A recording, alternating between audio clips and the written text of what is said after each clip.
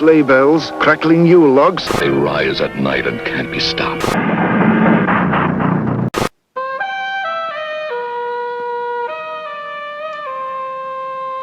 Don't you think it stinks? Yes, it stinks. Why don't you put it out for us?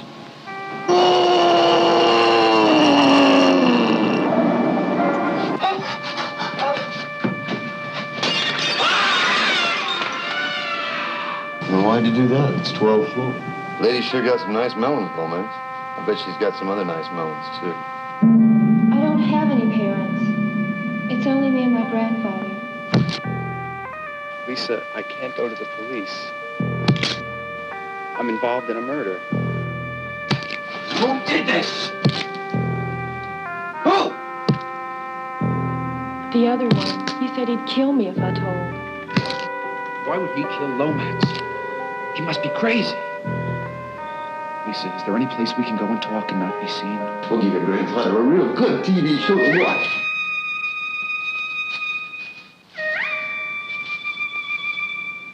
Hi, this is Larry Zerner from Friday the 13th, Part 3, and you're listening to The Hysteria Continues. Welcome back to the show. This time we're going back to the mid-1970s with Axe, a.k.a. Lisa, for a nerve-shredding experience, perhaps, asterisk. So, Erik, this was your choice, wasn't it? Did you choose it for any particular reason? Oh no, nothing at all to do with the fact that it was 65 minutes and all the background was laid out for me in a book by Stephen Thrower. Ah, okay. Well, nothing at all to do with those facts. We'll see. We'll be seeing if we're thanking Erik a little bit later. But you doing okay? Yes, I am in the countryside, in the middle of nowhere, on my own in a huge big house with 3 dogs. Ah, well, that sounds like the start of a horror movie. It does. It gets quite spooky here at night because the road is about 1 kilometre away, so I really am in Friday the 13th territory here. So you're just dog sitting, are you? I am, and in the spirit of Sorority House Massacre, I'm eating everyone's ice cream. They're going to come back and there's going to be no ice cream in their freezer left. I can't help myself. Well, you have to be paid in some ways, don't you, Erik? Yes. So, I'm glad to hear it. Well, hopefully you'll survive the night. And Nathan, how are you doing? I'm doing fairly well. Okay. You may call this day Nathan. Ah, it's a public holiday. Yes, I wish it was a holiday. Well, it's a Sunday, isn't it? So isn't it a holiday? Or do you want? Well, I mean, I want my Nathan Day to be an official holiday. I don't want it to just fall on a Sunday because that's boring. I need it to fall in the middle of the week. So I'm changing the day. Okay. A Friday or a Monday to make a 3-day weekend. That will work. That will work. That would be perfect. And, of course, when you do finally get to meet the Queen, because we found out that perhaps you have ties to England in your heritage, so you're one step closer to being knighted by the Queen. I'm getting there. You're getting there. So, I'm glad to hear it. And Joseph, how are you doing? Good. Okay, a man of few words. Hopefully have a few more words about Axe, a.k.a. Lisa. It's going to be interesting to see if we break the Axe curse, isn't it? From the Axum episode, which is the one that nearly broke Erik. Well, this one nearly sent me jumping out 12-story building. So, well, I thought it was slightly ironic that Axum nearly broke Erik, and then he chose Axe. Yeah. Why are you doing this to me? Okay, well, let's have a quick chat about what we've been watching recently. So, man of the hour, Erik, have you seen anything recently? Well, we've got a lot on our plate with top 3s and commentary, so we've been working on them. I have seen one film, though. I saw Knife of Ice, which has just been issued on Blu-ray by 88? Yeah, it's 88 films are brought out on Blu-ray. A really handsome little package.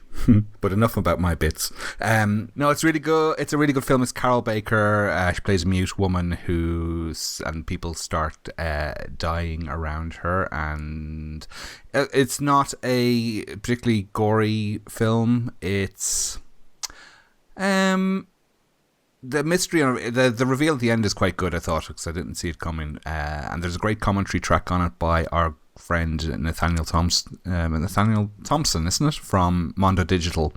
He does a great commentary track with Troy Howarth on it. There's some great extras, a nice little booklet and everything. The film looks amazing as well, because this is one of those hard to find giallos for quite a long time. It was kind of like There was this and Death Laid an Egg even, and they were, to find them you'd have to get a sort of 17th generation VHS from Greece or something to see them, but now they're both in spanking new Blu-ray editions and they look great. Knife of Ice isn't particularly scary. It doesn't have the giallo thrills of something like Deep Red or even Eyeball, which because this is an Umberto Lenzi film, but it certainly is well worth a look and very interesting. It's more along the lines of A Quiet Place to Kill, that sort of end of the giallo spectrum, but I thoroughly enjoyed it.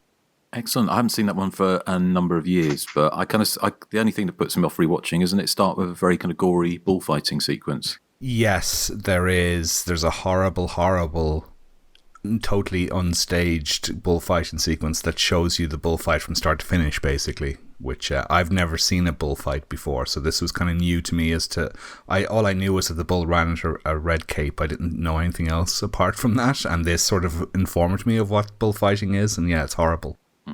Yeah, so that's going to put me off rewatch. But, no, thanks, Erik. That's good. Our friends are at 88 Films doing the good work of bringing these films back. And hopefully we'll have some announcements that we can make soon about who we're working with on some new slasher commentaries. But before we do that, Joseph, anything you've seen you want to tell us about? Yes, from Nathan's recommendation, I watched a movie called Run, Hide, Fight, which is it came out in 2020, and I guess it's sort of a low-rent Die Hard clone with the unfortunate task of pitting John McClane, or in this case, a teenage girl version thereof, against a group of live streaming school shooters. So, right off the bat, you have a rather tasteless premise, but for me, that's not the film's biggest bête noire. Rather, it has the gumption to kind of tee off from such a premise as blandly as possible. I mean, if you're going to have the stones to touch on a sensitive subject, like school shootings, at least make it interesting. Of course, anyone who knows me knows that I have nothing against Die Hard clones, and even think more than a handful, rival the OG formula. But that shtick seems to be this film's only crutch, and it's kind of handled with all the, I guess, aplomb of a wet loaf of bread. I mean, character motivations are very murky, and the film relies way too much on illogical plotting to be of any lasting interest, even as a brainless popcorn kind of film. But, since it also has that school shooting storyline, it concurrently runs the risk of pissing off a lot of people, should it not take the conceit anywhere meaningful. And this movie doesn't. I mean, it's got some great acting, to be sure, and there's an idea for an interesting thriller in here somewhere, but this feels like it was written by a 17-year-old gun fetishist rather than a competent screenwriter. I mean, I learned after the fact that it was produced by the Daily Wire, which is that kind of right-leaning online publication. So that may go a long way in explaining the film's mindset and competency. But I don't know. I just wasn't interested in this from start to finish. It's a good idea, taking the school shooting into account there. But I don't know, it just wasn't done very well, in my opinion. Did you see it, Nathan? No, I haven't seen it. Okay, yeah, you're not missing much, honestly. Okay, yeah. I mean, I intended to watch it. I just haven't had a chance yet, and I watched some other stuff instead, so. Okay, well, that's all I've seen this week, Justin. Okay, well, talking of Nathan, what about you? I've watched 3 things. I actually have a decent recently seen today. First, I watched that new Kevin Bacon slasher set at a gay conversion camp called They, Them, or They Slash Them. And, and Kevin Bacon is really good as the camp leader who starts off seeming very friendly and personable, but as the movie goes on, you start seeing his dark side and how evil he can really be. I think my biggest problem with this movie is that it's almost like the slasher stuff is shoehorned in. I feel it's marketed as a slasher, but to me, it's not a slasher because for the first, like 3/4 of the film, there's not much slashing going on at all. I mean, it's mostly about the kids at the camp and what they're going through. To me, it felt more like a drama about them dealing with this like psychotic head of a camp that was like trying to make them do like terrible things and using like electroshock therapy and stuff like that. The slasher stuff doesn't really kick in until like the last 15 minutes of the movie.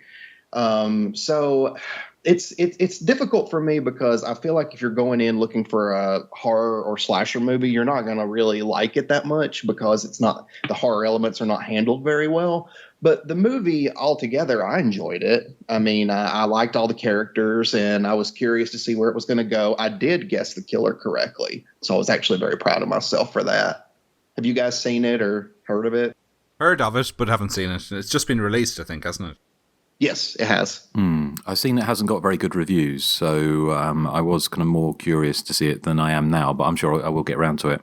I mean, I don't think it deserves the like 3 out of 10 it's got on the IMDb. I think a lot of people watching it probably got angry that it's not really a slasher, even though it says it is. I feel like that may be where a lot of the ones come from. But yeah, I mean, it's not a bad movie, but I'm like, I would have had the killer throughout the whole film. It seems a bit wrong-headed, doesn't it? I think it's the fact that they have promoted it as a slasher movie and obviously kind of Kevin Bacon's return to summer camp.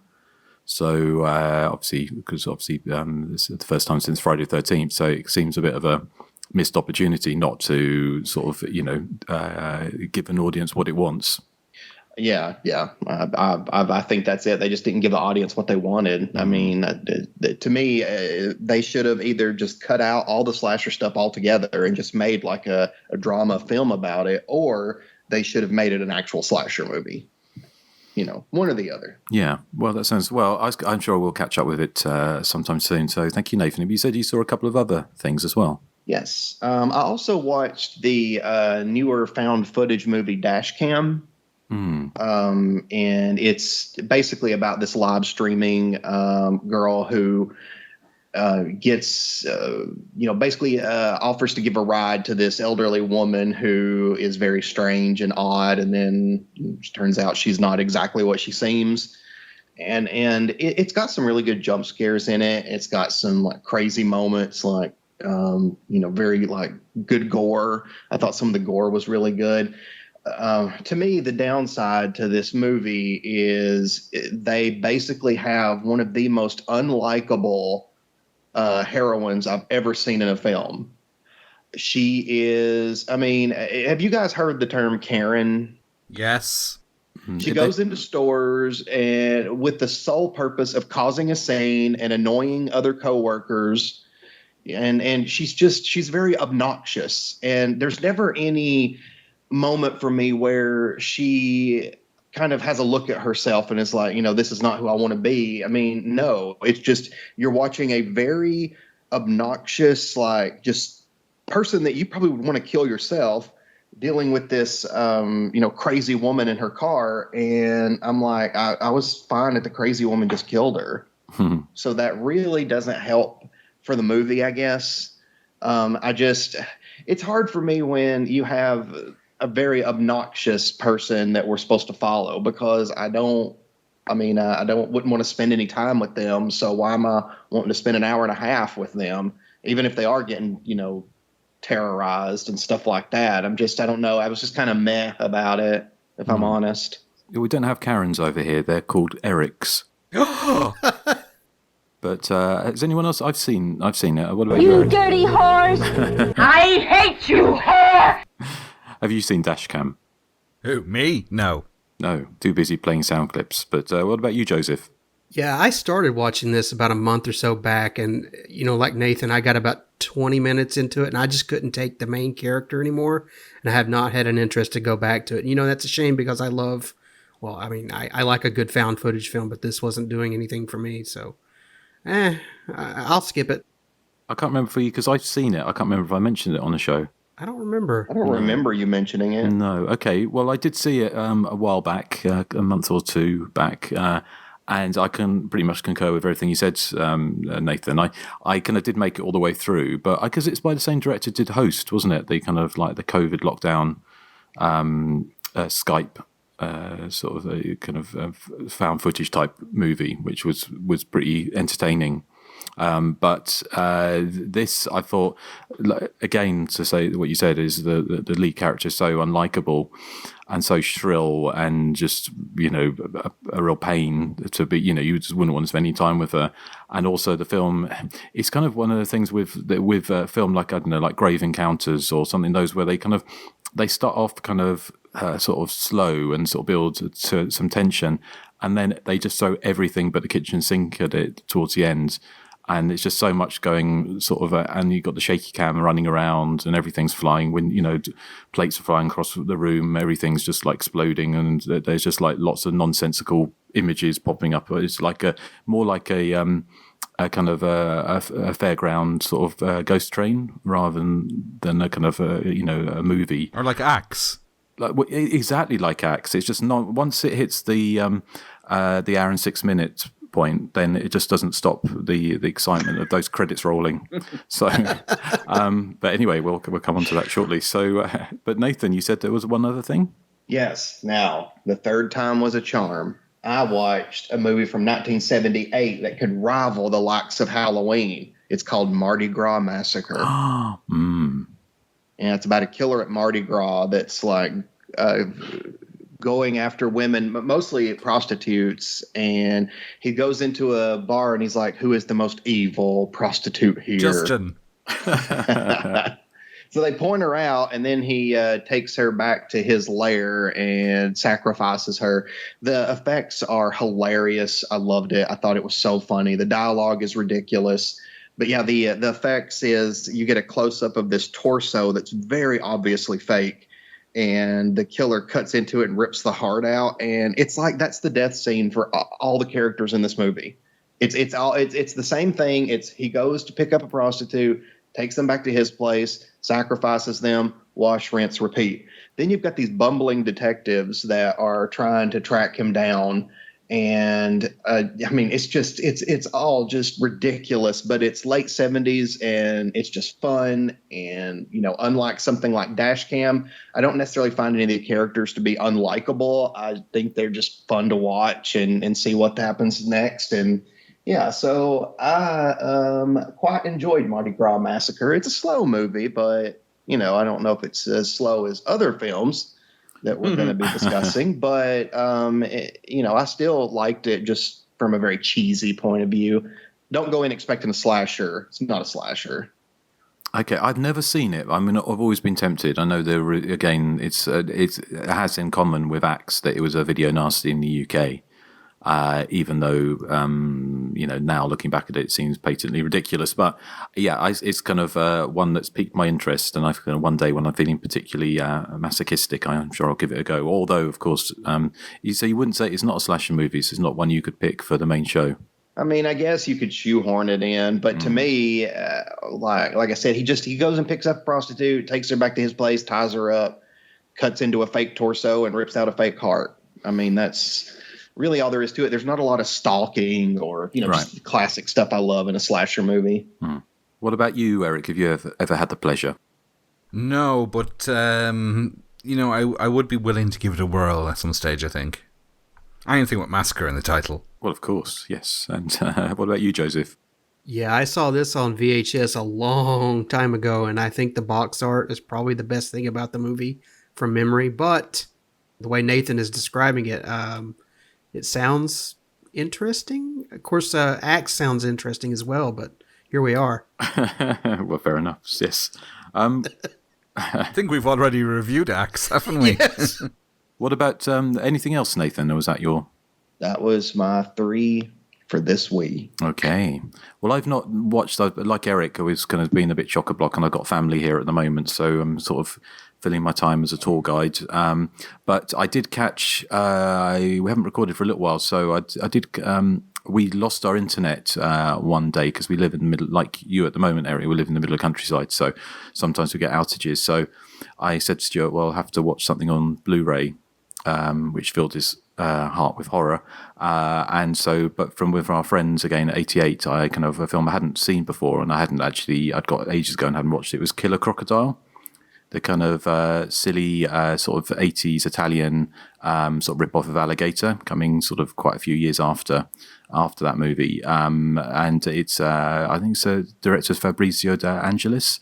And it's just kind of exactly what you would think. It's kind of really sort of cheesy, sort of giant monster movie, a giant sort of crocodile, sort of picking off people one by one who are out on the boat. It's kind of environmentalist,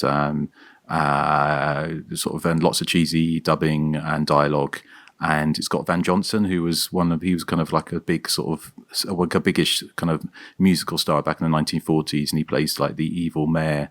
It's just a lot of fun, and unlike a lot of those kind of Italian movies from before that time, the sort of jungle set ones, it hasn't got any real animal stuff in it, so it's all kind of very much this kind of puppet in the water chomping down on Italian actors and actresses, and in some scenes it looks the crocodile looks like it's about 15 stories tall, and in others it looks like a toy alligator about 2 foot long. So have any of you had the pleasure? Yes, I have that Blu-ray as well, because it comes packaged with, well, the one I got comes packaged with Killer Crocodile 2 as well. Incidentally, I brought down a few Blu-rays with me to watch this weekend if I had time, and Killer Crocodile is one of them for some reason.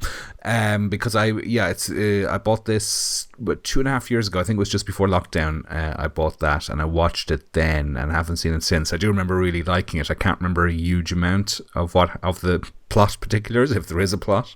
But yeah, I remember it being fun. And as you said, it's 1989, I think, so it's well past the horrible jungle cannibal movies of the 70s and early 80s. So it's kind of safe to watch.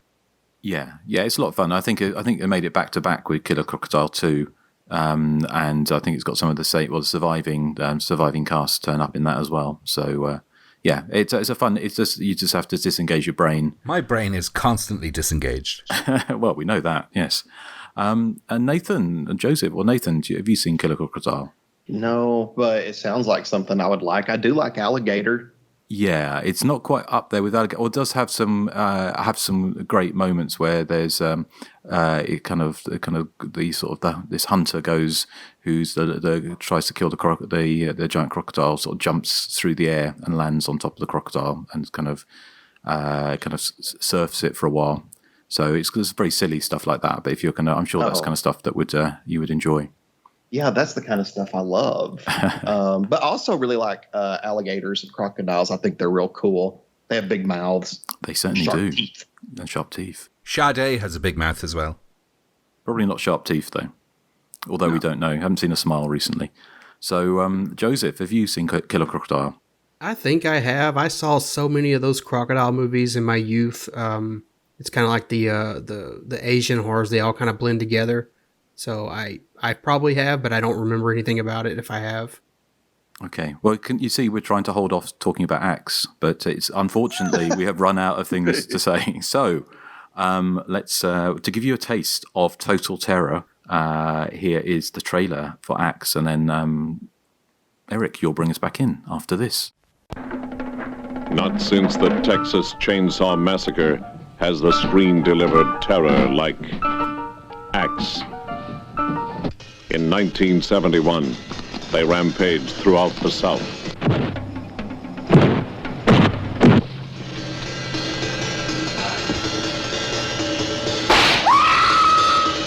They played a game of William Tell, a killing spree that ended here, where they met Lisa and took what they wanted. Axe. The sharp edge of suspense slams hard into fear, and fear becomes terror. That's more like it, baby.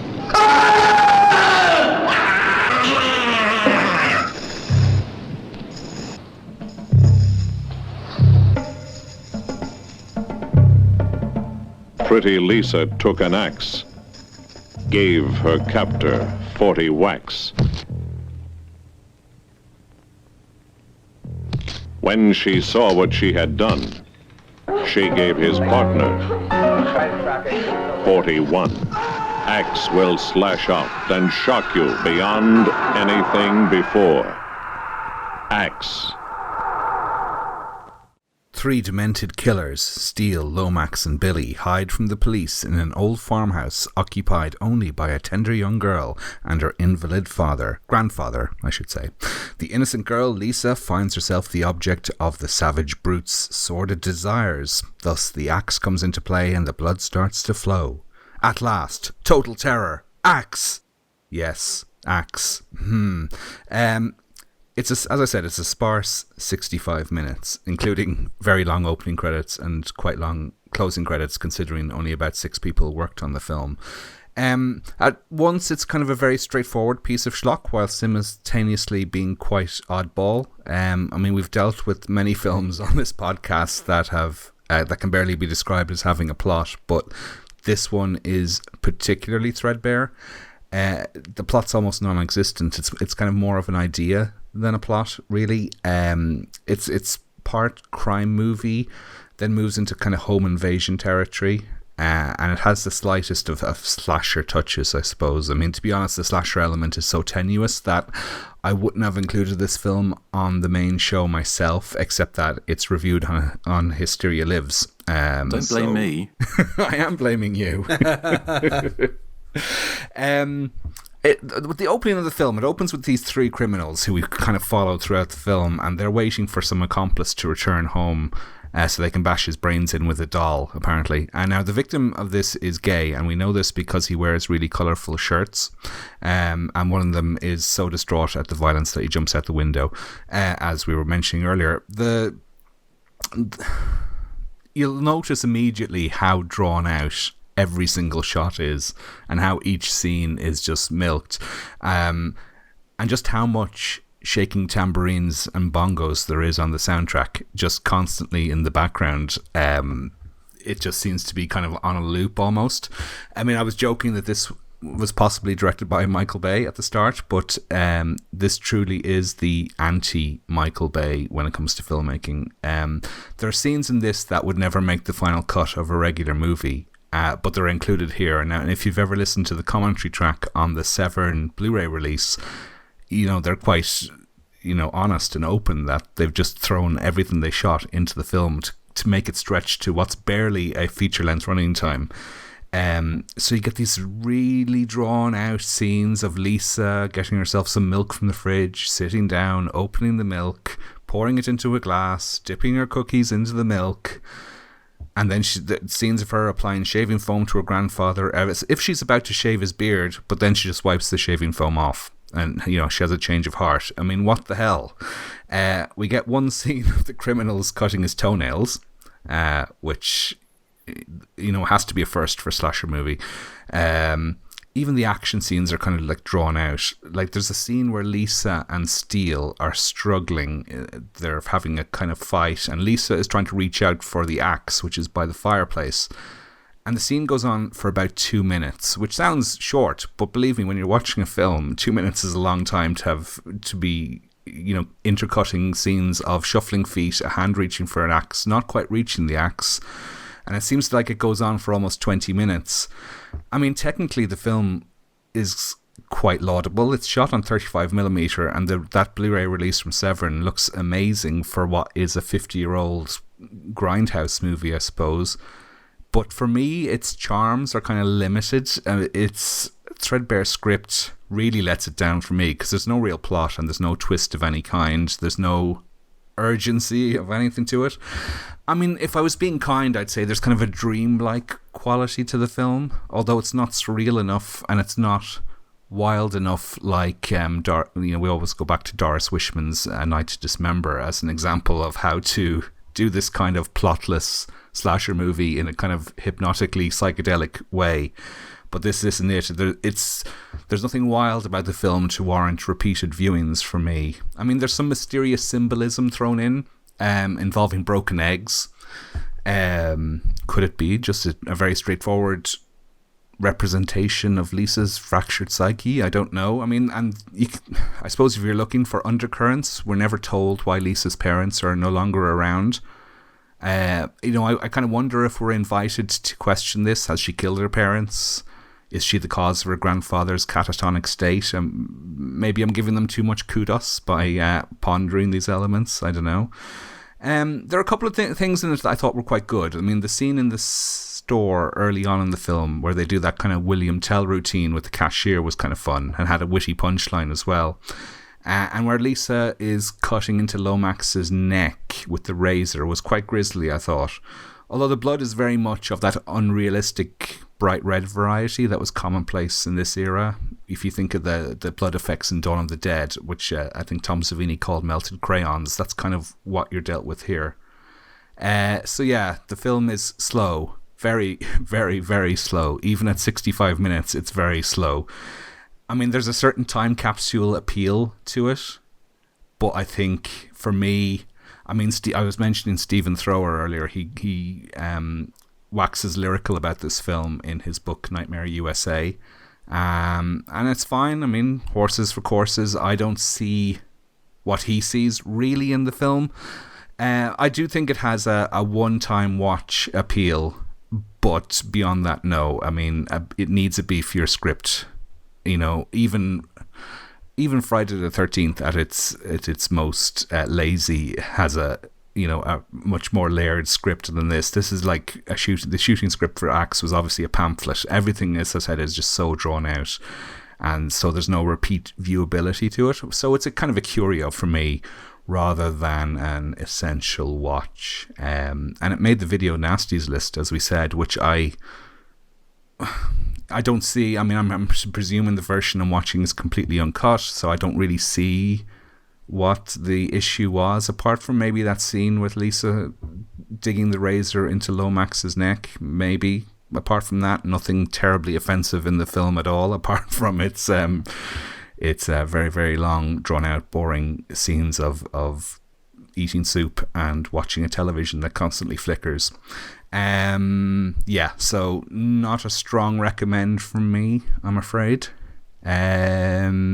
Nathan, if anyone is going to like Axe, I think it's going to be you. Well, I mean, I definitely understand what you're saying. I still like Axe. I thought that the scenes, in the beginning in the guy's apartment, when they torture him, I thought those were good. And the scenes at the convenience store, honestly, I find the first half more entertaining than the second half, because it's like once they get to Lisa's house, there's just not a lot, like you said, there's not a lot of action or suspense or anything like that. But the movie does use one of my favorite murder weapons, which is an axe. So I like that, and the characters, they're pretty despicable. So it's, I guess it's good to see them get their comeuppance, in the film. But I think, even though I do like the film, it's definitely not a rewatchable one for me because of what you have said. I mean, a lot of the scenes are drawn out and it just feels like padding just so they can make it feature length. And I was just like, maybe if they'd thrown in a few, something else, just kind of, keep the pacing going a little bit faster, it could have been, better. But as it stands right now, I do like it. I just felt that if it had been a little bit faster, it could be more rewatchable. I liked the scene where basically the scene where she hacks up one of the characters with the axe, and it's like splattering all over her grandfather and the TV and stuff. And I thought that was, a fun scene. And I thought the cops at the end were a little trigger happy. I mean, you just see somebody running out of a house, and spoiler alert, you just see somebody running out of a house, and then you just shoot them. Well, he had a beard and out of control hair, so he's obviously a ne'er-do-well. Yeah.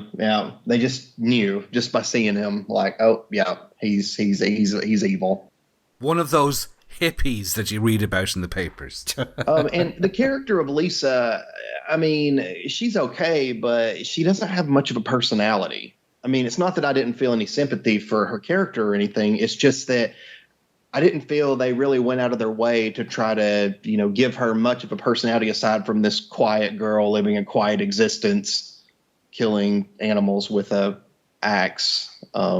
So, I mean, overall, it was good for a watch, but probably not something I would revisit soon just because of the pacing. Which is shocking when it's only 65 minutes. But, Joseph, I think you're probably going to be the polar opposite to Nathan. Yes, at last, total tedium. First actual thing out of my mind watching Axe was that hoodlum standing by the window looks like Bob Ross. And I thought for a moment the two victims in the opening scene would be treated to a happy little painting, but no, they're beaten with a doll, burned with a cigar, and, like we said, one is ultimately coerced into jumping to his death from 12 floors up, and I envied him. It's a rousing way to start the movie, to be sure, but I don't know, Axe, for me, felt really ugly and uninteresting, despite being so 70s that you could smell the grime and nicotine through your screen. And these three criminals, I mean, they go out of their way to remain as conspicuous as possible with that one ridiculous scene where they destroy the produce section of a convenience store and then they use the clerk as target practice. I mean, they're obviously, I guess they don't care if they get caught. I mean, you practically can't wait for them to be killed. And yet at only 66 minutes, boy, does it feel like an eternity getting there. Once they get to the house with the girl, there is some fun to be had, watching her, pick them off one by one and watching her grandfather in this catatonic state. As you can kind of imagine the mental gymnastics going on in that poor actor's head, having agreed to this film. I love my low budget sleaze as much as the next person, but it feels like everyone involved here were sleepwalking through their roles. I mean, literally, there's absolutely no oomph. And, as I said before, we spend far too much time with the criminals acting like total dicks and very little time watching them die.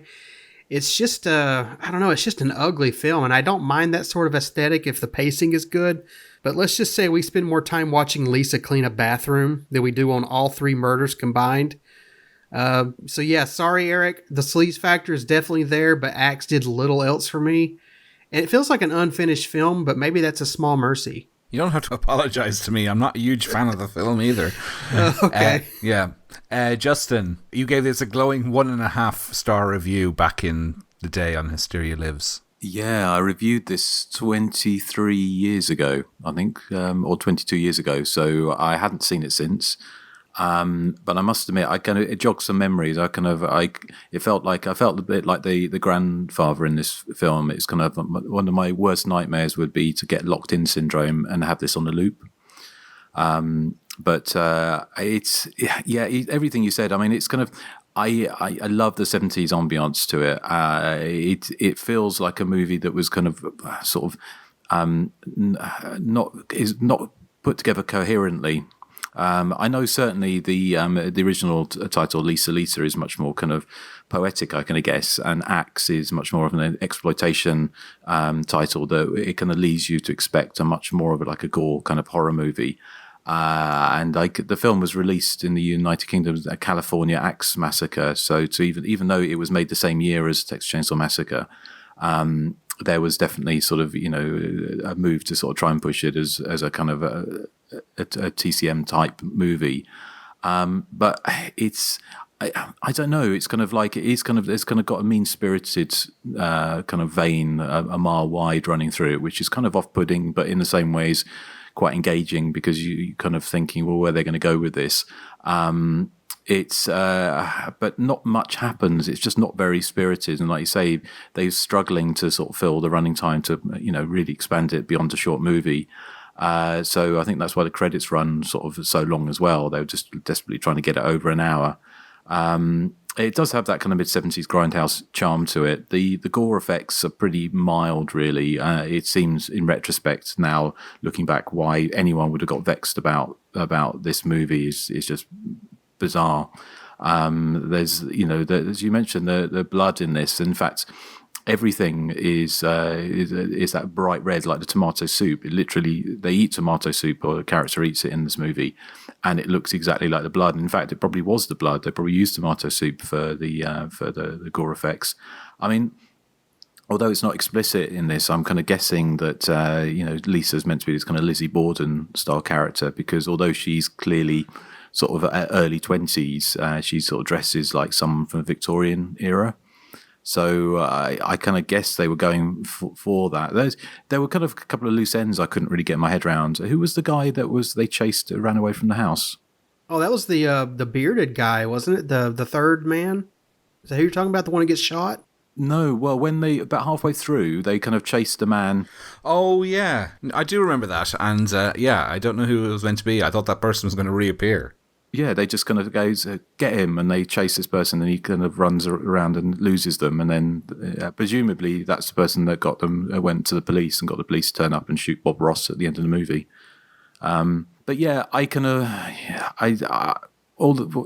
my mother taught me if I can't say anything nice, don't say anything at all, which of course is not something I've ever stuck to, but I will be another 20 odd years before I revisit Axe. I sometimes, as much as I respect Stephen Farrar as a genre film journalist, sometimes movies just are bad. And say there's we've talked about it before because we love our kind of, bad, inverted commas, horror movies, the kind of trash, inverted commas, horror movies from the 70s and 80s. But one of the things that the biggest crime a movie can make, especially a horror movie, is to be boring. And this is kind of boring. I mean, a film like... I've got nothing against kind of slow-moving movies, but something like, say, Messiah of Evil, kind of around this, a little bit earlier than this, perhaps, but that had that kind of slow pacing, but it was interesting as well. It kind of kept you captivated. So, yeah, it's an interesting misfire, but I imagine the background stories to it are probably more interesting than anything that's up on the screen. I was reading your review, Justin, on Hysteria Lives, and at the very end it says review originally appeared in the winter 99 issue of Chaos magazine. Now I'm wondering if when you submitted that review, if they fired you on the spot. Well, I can't remember. I don't think Chaos magazine's around anymore. I don't think it lasted very long. Yeah, I wish it was more what you kind of think you're going to get on the tin. And I, certainly back then, and people would promote movies with misleading titles and stuff. And I think, to be fair to the director like Frederick R. Friedel, he kind of tried to make a movie which was a bit more interesting. But because it was, we talked about that, with they them, is that if you advertise something, then you should be delivering on it. What are you saying that this isn't total terror? It's no. I think Joseph got it right when he says total tedium. Unfortunately, yeah. I think it's also because actually the main guys, the three hoodlums are pretty good in this. I think acting wise they're pretty good. It's kind of let down. I mean, the Lisa herself, the actress, I haven't got a name to hand, but she's not. She's got like a strangeness quality to her, but she's obviously clearly not an actress particularly. She's not convincing, and I don't think she's got like a complete cipher of a character. There's no background to it at all. It just happens to be this kind of kooky, crazy lady in a house. So yeah, it's a misfire from me. But I think if you are kind of interested in sort of mid-70s grindhouse, then you can do the ironing while you're watching this. So that's one for the next Blu-ray release. Yeah. Or you could jump out of a 12-story window. Exactly. So. I kind of made my own stuff up as I was going along watching it. Like I would see, like the doily on a table, and I was like, I bet that was Lisa's grandmother's. Like I bet she knitted it. Wow. I like the way we're sort of undecided of whether Lisa is a good relative or a selfish relative, because if she has done something to her parents, then she's a selfish relative. But she is very good to her catatonic grandfather. Unless, of course, her grandfather doesn't like tomato soup, then she's been very mean to him by only feeding him that. But it's also kind of strange. Well, not strange. I think the fact is we're kind of led to think that the grandfather is aware. He's scared of her, isn't he? Because he's trying to sort of do all these kind of eye movements. Because there was a similar conceit in the House of Mortal Sin, the Pete Walker movie from I think that was 1975. With the killer priest, and his mother was kind of bedridden, kind of was unable to move, but she had a similar thing. So can we talk about that movie instead? Well, maybe you might have to pick it at some point. But yeah, well, let's talk some background. So, Erik, what have you got for us? Okay, well, Bob Ross in the film is actually our director, Frederick R. Friedel. He plays the character of Billy, and he does look very like Bob Ross. what else do I have here? Yes, so he was only 25 when they made this film, and he'd never made a film before. He'd never been on a film set. He had a background as a still photographer rather than movie making, and he freely admits and so did the other contributors to the audio commentary, that they didn't really know what they were doing. So it's not kind of reflected. It is very much reflected in the film. So the first day of shooting was his very first day on a movie set of any kind. It was shot in 9 days in February of 1974 on a budget of $25,000. The location itself that they rented, the farmhouse, cost them $25 to rent. That's not per day, that's in total. It was shot on 35mm film, which, as we were saying, was kind of unusual for a film of this budget and this ilk. They used short ends or leftovers of 35mm film that had been returned to Kodak by major filmmakers. It was filmed in Charlotte in North Carolina. This is Friedel's first of 2 films he made. He made another one called Kidnap Coed. And then he re-emerged in the noughties with 2 more films. One was called My Next Funeral, and the other one was called Bloody Brothers, which is actually Axe and Kidnap Coed edited together. So what they did was, I haven't seen this edit before, but the same actor, and his name is, if I look down here, the same actor is in both films anyway. I'll look his name up in a second. So what they did was pretend that they were twins who both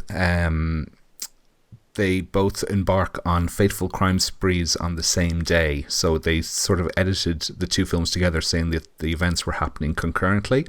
And apparently it's supposed to be pretty good. Well, not pretty good. It's supposed to be pretty convincing, I should say, that that it works as one film. So that's called Bloody Brothers, and it was put together in 2007. Nothing was planned in terms of camera shots or storyboards, which you might find really hard to believe, but it's true. Only the convenience store section had a kind of rudimentary amount of forethought put into it. Basically, they just turn up, plonk the camera down, and just shoot whatever they felt was right. Friedel says the extended opening and closing credits are embarrassing in hindsight, and obviously are there to bump up the running time. So the credits come up and sort of linger there for maybe 30 seconds for each title card, which seems really strange now in this world we live in, especially on television, where the credits roll by so blisteringly fast that you can't read any of them. Friedel and Lisa Lee, who plays Lisa, or Leslie Lee, sorry, plays Lisa, fell in love on the set, and they were. She was separated from her husband at the time, and they had a little thing going on, but she eventually went back to her husband. Boo. The makeup effects on the film were by Worth Keeter, who went on to produce Day of Judgment, and he directed Rottweiler and a zillion episodes of Mighty Morphin Power Rangers, and also the Pamela Anderson movie Snapdragon that my cousin was obsessed with because he liked Pamela Anderson, and this was the only way he was going to get to see her boobies, because at that time in Ireland Playboy was banned. So Snapdragon was his movie of choice. Keeter also did the special effects on Death Screams, and in hindsight, I probably could have gotten an interview with him because he's friends with Kurt Rector, who's my friend now. So I wish I would have done that. Actually, he might have had some interesting things to say about at least the special effects. He's on the Severin commentary track as well. Okay. I think there's 4 of them on it. There's Frederick Friedel, Worth Keeter, and then there's the production manager, and I can't remember who the 4th person was. But John Cannon, who plays Steele in the film, went on to be in Scanners, Maximum Overdrive. This received a UK cinema release in 1982 under the title California Axe Massacre, as Justin said, but when it came to being released on video by VRO, it was released under the title Axe, and then became a video nasty. It re-emerged in 1999 under the California Axe Massacre title on VHS, and finally, my last bit of trivia. It's a kind of a sad one, this. The 2 guys who did the score, George Newman Shaw and John Wilhelm, they also did the score for Kidnap Coed, which was Friedel's other film.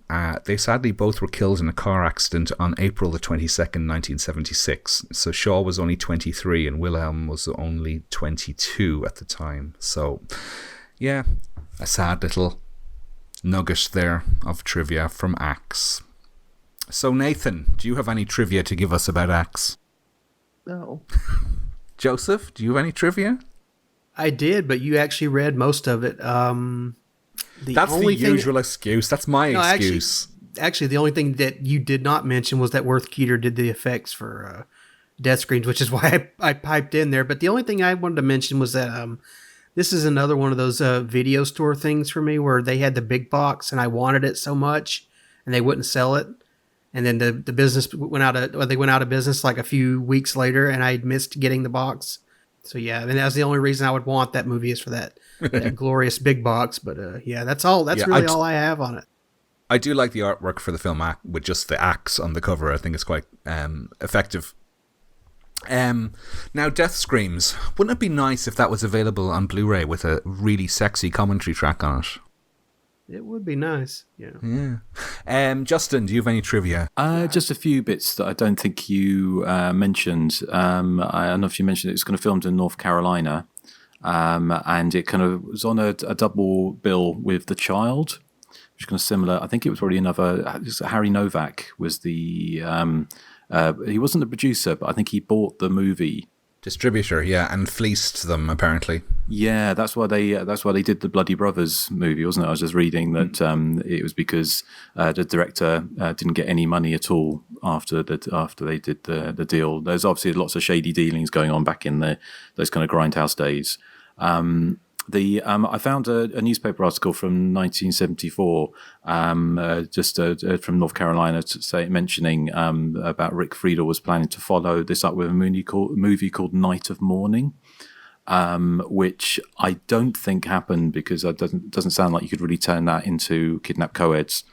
But obviously, North Carolina is kind of where the Owensby, the studio was, where they filmed Death Screams and all those kind of early 80s movies. Rottweiler was one of his as well, I think. Yeah, and Day of Judgment, I think, as well. Yeah. So I don't think there's anything else. I think the actress who plays Lisa, I think she was invited to do the Severin commentary, but she didn't want anything to do with it. So I don't know why that would be, but that was apparently the case. I do. Well, yeah, possibly. She was scared she might die of boredom. Well, I saw that they did they were so green around making this. In fact, I think the director said he admits that he'd never been near a camera before or knew nothing about making movies. He just wanted to make a movie. So in the scenes when the three crooks are driving in the car, they had to do it without sound and post-dub it because they didn't know how to record sound in a moving car. So you mentioned I was surprised actually when I saw the California Axe Massacre was released to UK screens in kind of April, or it was certified in April of 1982, because that seemed very late in the day. I mean, it's almost 10 years after it was, well, 8 years after it was made. And that was only, and if you mentioned it was cut by 65 seconds. Sorry, not 65 seconds. No, it was cut by, I can't remember how much. Cut by 65 minutes. 65 minutes now, yeah. Makes it a much better film. Yeah. So it's quite often, they sort of back in the day, I mean, I don't, I would have thought, I don't know when the VRO released on video was, but a lot of these movies were coming out, a lot of the films that we would be termed in inverted commas direct to video like 5 years later did come out on screens in the UK, usually cut quite significantly, and certainly was with this one. Apparently the soundtrack, you mentioned sadly the people behind the soundtrack passed away, but it was done, and forgive me if I'm repeating anything, it was the whole score for the film was done in under 8 hours on a single day. So yeah, as I mentioned, that Harry Novak, he bought the rights to the movie to distribute it and retitled it Axe. And the director wasn't happy with that. He said he kind of, I think he probably knew the reason that Harry Novak had done that. And Harry Novak was kind of like an infamous distributor back in the day of kind of, he kind of put out, lots of exploitation films like Hitchhike to Hell, Wham Bam, Thank You Spaceman, The Sinful Dwarf. So he was kind of like a real kind of showman type distributor. So he was kind of mis-selling Axe, unfortunately, because it's kind of thoughtful, slow-moving. It's almost like an art movie in some ways, but it just doesn't deliver on that title, unfortunately. And I said it's presumably it was kind of based on the Lizzie Borden, the kind of infamous axe murders from the 1892. 40 whacks with a wet noodle bar. Yes. So yeah, that's pretty much all I've got, I think. What kind of reaction did we get on the group, Joseph? Let's see, 16 comments overall for Axe, and from that, Scott Harn says, "I love it. Plays like a fever dream with a hatchet-wielding homicidal Laura Ingalls. A strange atmospheric exercise in mood." Thank you, Scott. And Scanner Force Alpha writes, 66 minutes have never felt so long. Follow us on Facebook, Instagram, and Twitter. Listen on Apple, Spotify, YouTube, and about a billion other podcatchers, both good and bad. We're also on Patreon, and our new tier system is currently underway, which includes our monthly commentary feature. Our first is going to be Friday the 13th, at the end of this month. Our email address for general feedback and boner pills for Justin is thehysteriacontinues@gmail.com. Because you're old, Justin. Oh, Joseph, how rude. I'm not that old. Well, I'm getting that way. So, thank you, everyone who's kind of signed up to new tier on Patreon. So we're looking forward to doing our Friday 13th commentary. And I've just done an article for Hysteria Lives about the controversy around Friday 13th and the critical reaction to it. So if you want to get a taste of what we might be talking about on the commentary, then head over to Hysteria Lives. And thank you to anyone who donated towards the hosting costs of the website. Very much appreciated. So thank you very much. So what we may not appreciate so much is this. It's my joke of the week. It's so freaking fantastic. Did you know the director of this film wrote the script on a very inexpensive computer? He used his free Dell. His free Dell. Free Dell? The least you could have done having us watch this movie, Eric. I only want to be loved. Oh, free Dell. Wow. It took me a moment to get it, and then when I got it, I wish I hadn't. It was better than the movie. It lasted less time. I was really hoping it was going to be something Axe related. That'd be too obvious, and I'm not about the obvious. Of course. So, okay, well, we're just about to go and record our Patreon for The Descent. So if you want to hear that, then join us over on Patreon. As Joseph has given all the information, there's also the information on our Facebook group as well if you'd like to support the show through that. So what are we covering next time? Yes. Well, I don't know if we're going up or down. I don't really remember the movie that well, but it's a listener pick from Leo Dean. It's Strip to Kill from 1987? I think it's 87. Excellent. Well, we shall look forward to that. I don't think it's a movie. Is it Kat Shea directed that? Yeah, and it's got Norman Fell from Three's Company. He's got a role in it. I've seen it once. Come and knock at our door. Yeah, I've seen it once a long time ago, so I'm kind of interested to revisit. Cool. I haven't seen it before, I don't think. Oh, maybe I have. I'm trying to remember. But anyway, I'm sure I'll jog my memory when I finally do watch it. So yeah, join us. And Erik will be stripped to, well, whatever. To thrill. They don't call him Erik Thrillfell for nothing. No, that's a good joke, no, it's Justin. not. It doesn't even make any sense. So, okay, well, thank you for listening. And what are we playing out with, Erik? Now, this is a song I don't know, but I've heard of the group Lisa Lisa and Cult Jam. See what I did there? Lisa Lisa. The song is called I Wonder If I'll Take You Home. Excellent, okay. I think it's kind of dancey. It probably is. If it's from Lisa Lisa, isn't it, I would think? Yeah. Good, we could use something peppy after that. Yes. So, okay, well, thank you for listening as ever, and so we'll be back with Strip to Kill next time, and also plenty going on, as we mentioned. Hopefully we can announce some of the commentaries. We've recorded... 3. With 3, yes, we've recorded 3, and they are all 80s slashers.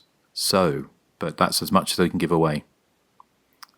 But yeah, hopefully we can let you know when they're announced. And we've got some more to do as well. So a very busy time for us.